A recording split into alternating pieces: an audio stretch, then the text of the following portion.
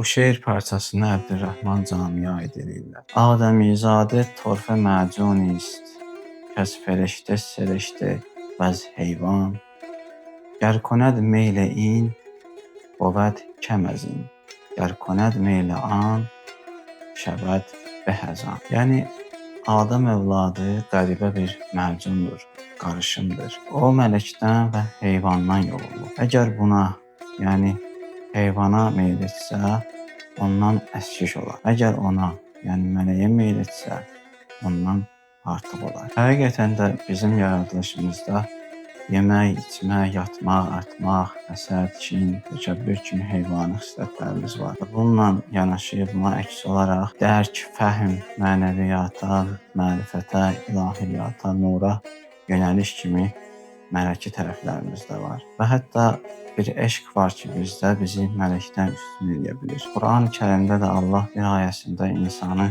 kəramətləndirdiyini, yəni ona xüsusi bir kəramət əta etdiyini buyurur. Digər bir ayədə bəzi insanların heyvanlar kimi və onlardan da aşağı olduğunu bildirir. Mənəviyyatımızı inkişaf elətdirib, pak yaşayıb, mələkdən belə uca mərtəbələrə çıxa bilməyimiz üçün verilən ömrü dünya çirkabına batıb, maddiyyata meyl eləyib, heyvandan daha aşağıya düşmək üçün sərf etməyimiz heyf deyilmi?